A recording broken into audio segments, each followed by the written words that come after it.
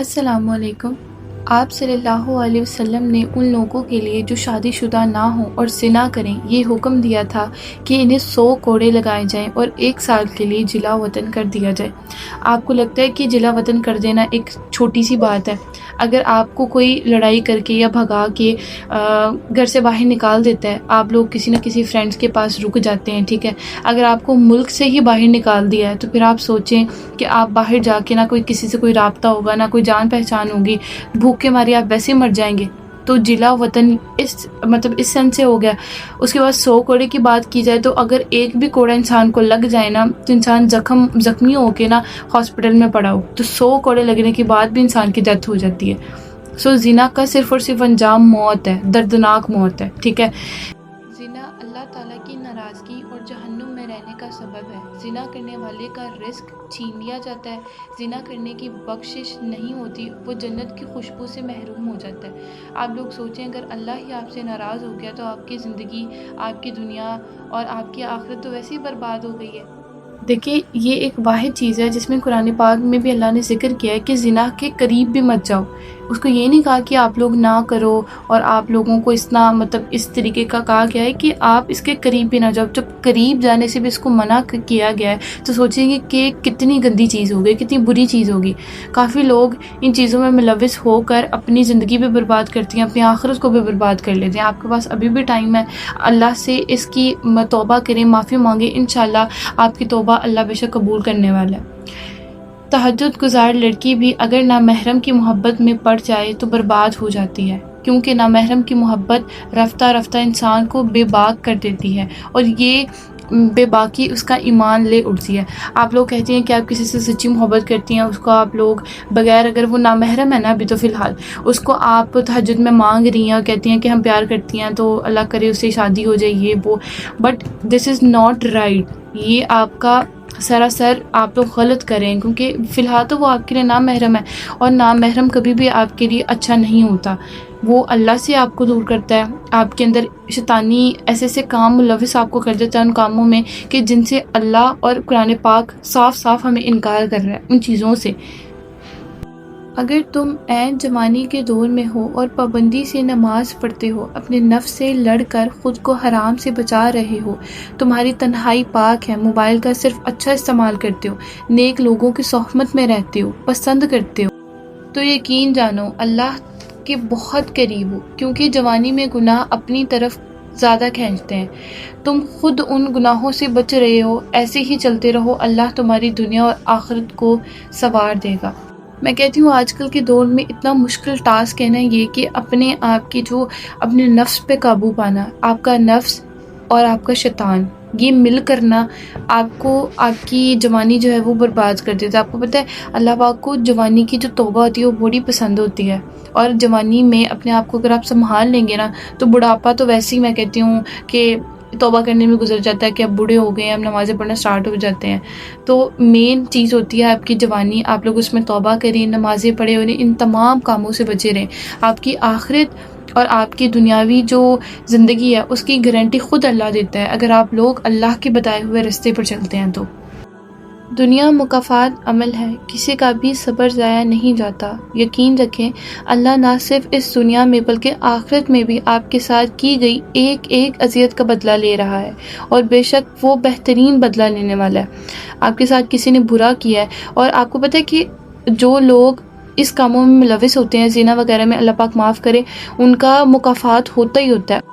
ان تمام چیزوں کے لیے اللہ سے سچے دل سے توبہ کریں کہ اللہ ہمیں ایسے رستے پہ نہ لگ جاؤں کہ آپ کو وہ رستہ پسند نہ آئے، میں ایسی زندگی نہ جیوں کہ جو آپ کو پسند نہ آئے اور میری آخرت میں میرے عذاب کا سبب بن جائے۔ زنا ایک قرض ہے جو اپنے گھر سے ادا کرنا پڑتا ہے۔ زنا کرنے والے سے اللہ سخت ناراض ہو جاتا ہے، اللہ اس سے نفرت کرتا ہے۔ ایک ہوتا ہے ناراض ہونا، ایک ہوتا ہے لاڈ پیار والا ناراض ہونا کہ اللہ ہم سے ناراض ہو جائیں گے اس بات پہ، ایک ہوتا ہے نفرت کرنا۔ آپ سوچیں کہ جب اللہ کسی بندے سے نفرت کرے گا تو اس کا انجام کیا ہوگا، اس کے لیے اللہ دردناک عذاب تیار کر کے رکھا ہے اس نے۔ تو آپ لوگ اللہ کے عذاب سے ڈریں اور ان کاموں سے چھٹکارا پائیں، اس کاموں سے توبہ کریں۔ زنا کرنے والے کا ٹھکانہ صرف اور صرف جہنم ہے، بے شک وہ کچھ بھی کر لے، وہ زنا کرے، اس کے بعد وہ نمازی بھی پڑھے، ساتھ ہی ساتھ وہ قرآن پاک کی تلاوت بھی کرے، لیکن وہ غلط کام تو کر رہا ہے بیچ میں. اگر سچی توبہ کرنے آپ لوگ تو اس کا ایک اور مطلب پوائنٹ بن جاتا ہے. اگر آپ لوگ بیچ میں زنا بھی کر رہے ہیں، گندے کام کر رہے ہیں اور اس طرح کی حرکت کر رہے ہیں، بیچ میں نمازیں بھی پڑھے ہیں، تو اس کا آپ کو کوئی اجر تو چھوڑیں، آپ کا سیدھا سیدھا بتا دیا گیا ہے کہ زنا کرنے والوں کا انجام صرف اور صرف جہنم ہے، ان کا ٹھکانہ صرف اور صرف جہنم ہے. زنا کرنے والا ہمیشہ تنگی کا منہ دیکھتا ہے، اس کے گھر میں ہمیشہ تنگی ہوتی ہے، وہ کبھی بھی کامیاب نہیں ہوتا، اس کو کامیابی اس کے مطلب آڑے ہی نہیں آتی. وہ اتنا محنت کر کے تھک جاتا ہے، لیکن وہ کہتا ہے کہ میں کامیاب ہی نہیں ہوتا. دیکھیں، جب آپ اللہ کی بتائی ہوئی چیزوں سے انکار کر دیں گے، وہی کام کریں گے جو اللہ نے انکار کیا ہے اس کا قرآن پاک میں، تو آپ کیا سوچتے ہیں کہ آپ کو رزق ملے گا؟ کیا آپ کیا سوچتے ہیں کہ آپ کے گھر میں خوشحالیاں آئیں گی، لڑائیاں جھگڑے نہیں ہوں گے؟ جب آپ لوگ بھی اللہ کے کام سے انکار کرتے ہیں تو اللہ کیوں آپ کی بات مانے؟ بے شک اللہ پاک نے ان تمام لوگوں کے لیے دردناک عذاب تیار کر کے رکھا ہوا ہے. آپ لوگ اللہ سے سچی توبہ کریں، ان کاموں سے دور ہو جائیں. انشاءاللہ پوری امید ہے کہ اللہ آپ کو معاف فرما دے گا. نیک عورت وہ ہے جو نہ خود کسی غیر مرد کی طرف دیکھے اور نہ کوئی غیر مرد اس کی طرف دیکھ سکے. حضرت فاطمہ رضی اللہ تعالیٰ عنہ کا یہ قول ہے. تو دیکھیں، نیک مرد اور عورت ہمیشہ وہی ہوتی ہیں جو کہ غیر مردوں سے یا غیر عورتوں سے پردہ کرے، ان کا جو ہے وہ ان کی پرائیویسی کا خیال رکھیں. آج کل کا جو معاشرہ ہے اس میں تو کھلے عام سب کچھ، گاؤن تو چھوڑیں، حجاب چھوڑیں، پردہ چھوڑیں، میں کہتی ہوں پورے کپڑے بھی نہیں لڑکیوں نے پہنے ہوتے، تو ان کا کیا انجام ہوگا؟ وہ دنیا میں تو رہ لیں گی لیکن آخرت میں ان کو کون بچائے گا؟ تو حضرت فاطمہ رضی اللہ، میں نے نا ایک بہت خوبصورت لائنز پڑھی تھی، اس میں لکھا تھا حضرت فاطمہ رضی اللہ تعالیٰ عنہ نے اگر قیامت کے روز ہم سے سوال پوچھ لیا لڑکیوں سے کہ میرے بابا کا دین اتنا مشکل تھا کہ تم پردہ نہ کر سکی، لٹرلی یہ ورڈز میرے رونگٹے کھڑے کر دیتے ہیں. تو اگر ہم سے یہ سوال ہوا تو ہم کتنی شیم لیس ہو جائیں گی، ہمارے پاس تو کوئی ورڈ ہی نہیں ہوں گے بولنے کے لیے ان لڑکیوں کے لیے جو کہ پردہ نہیں کرتی، پردہ بھی چھوڑ دے، صحیح طریقے سے صحیح کپڑے بھی نہیں پہن کے باہر جاتی. تو آپ لوگ اگر چھوٹی دیکھیں، آپ لوگ پردہ نہیں کر سکتی، ہمیشہ چھوٹے سے سٹیپ سے شروعات کیا کریں. آپ لوگ اگر گاؤن نہیں پہنتی تو صحیح سے کپڑے پہنیں، ماسک لگائیں اور دوپٹہ لے کے جائیں، پھر آہستہ آہستہ گاؤن کی طرف آئیں. آہستہ آہستہ کر کے ہر چیز کی بنیاد بنتی ہے نا، تو آہستہ آہستہ کر کے آپ چیزیں کیوں نہیں کر سکتی؟ ہر ایک چیز پاسبل ہے اگر آپ پختہ ارادہ کر لیں. شیطان کو اس کے مشوروں میں کامیاب نہ ہونے دیں، ارادوں میں نہ کامیاب ہونے دیں، تو آپ ہر ایک چیز کر سکتی ہیں. جس شخص کے ساتھ آج آپ کا حرام تعلق ہے، جس کی وجہ سے آپ اللہ کی نافرمانی کر رہی ہیں، جس کی وجہ سے آپ اسلام کی حدود کو پار کر رہی ہیں، سوچو وہ کل روز محشر آپ ہی کے خلاف بات کرے. آپ روز محشر بھی چھوڑ دو، آپ کا کچھ ایسا مسئلہ پرابلم آ جاتی ہے نا، اس کو کھڑا کرو آپ، ٹھیک ہے، اور وہ ان کو کہو کہ آپ میرے بھی ہاتھ پہ بات کرو، وہ اسی ٹائم میں مکر جائے گا کیونکہ وہ نامحرم ہے. ٹھیک ہے، میں مانتی ہوں کیسے لڑکیاں جو کہتی ہیں بہت لوئل ہے ہمارے ساتھ، ایسا ہے ویسا ہے، ٹھیک ہے. تو دیکھیں، نامحرم ہمیشہ نامحرم ہی ہوتا ہے، وہ کبھی بھی آپ کا محرم نہیں بن سکتا. جب اللہ نے قرآن پاک میں کہہ دیا ہے کہ نامحرم سے دور رہو، ٹھیک ہے، عورت کو اس سے بات کرنے تک کی اجازت نہیں ہے.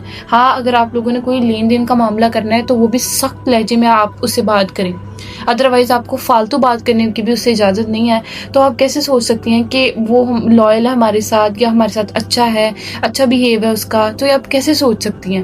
جب اسلام ہمیں اس چیز سے منع کر دیتا ہے، پتھر پہ میں کہتی ہوں لکیر ہے، پھر آپ کیسے ان چیزوں میں انکلوڈ ہو جاتی ہیں؟ آج اگر آپ لوگ ان کاموں میں ہیں تو توبہ کریں، اس کو چھوڑ دیں.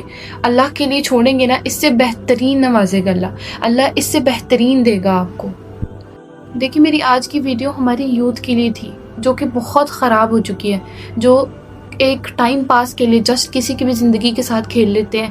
فرسٹ آف آل مجھے ان لڑکیوں پہ بھی حیرانی ہوتی ہے، ان لڑکوں پہ بھی ہوتی ہے جو ماں باپ لڑکوں کا قصوروار مطلب ان کو ٹھہراتے ہیں اور کہتے ہیں کہ یہ برا ہے، یہ گندا ہے، اس نے ہماری بیٹی کے ساتھ اس طرح کا سلوک کیا ہے. تو میں کہتی ہوں اتنی مار پیٹ لڑکی کے ساتھ بھی ہونی چاہیے، کیونکہ لڑکی اندھی تھی. جب اس کو اسلام کا دائرہ پتہ ہے، جب اس کو یہ پتہ ہے یہ چیز غلط ہے، اس نے غلط کیا، تو آگے اگر اس کے ساتھ غلط ہو رہا ہے، اگر اگلا والا اس کے ساتھ غلط کر کے جا رہا ہے، تو وہ سارا بلیم اس کے اوپر کیوں ڈال رہی ہے؟ دونوں کا صحیح مین قصوروار دونوں ہی ہیں، دونوں ہی ان چیزوں میں ملوث ہیں. اگر آپ لوگ ایک جانے پیچھے ہٹ جائیں نا، وہ اپنی زندگی بھی برباد ہونے سے بچا لے گا اور اس کی بھی۔ آپ لوگ اس دنیا میں رہ کر تو آپس میں یہ سب کچھ کر لیں گے، لیکن آخرت کا کیا بنے گا؟ آپ لوگ کہتے ہیں نا آخرت آئے گی سوچی جائے گی۔ میرے بہن بھائیو، اگر آخرت آئی نا، قیامت کا دن آیا نا، قبر کا عذاب آیا نا، جب آپ لوگ فوت ہو گئے نا، ملک الموت آپ کے قریب آیا نا، تب آپ کو لگ پتہ جانا ہے کہ اللہ اب توبہ، آپ معافی دے دیں، اور تب معافی آپ کو ملنی کوئی نہیں ہے۔ Hope you all like it. اگر آپ کو میری ویڈیوز اچھی لگتی ہیں تو ہمارے چینل کو سبسکرائب کر لیں۔ Thanks for watching. اللہ حافظ۔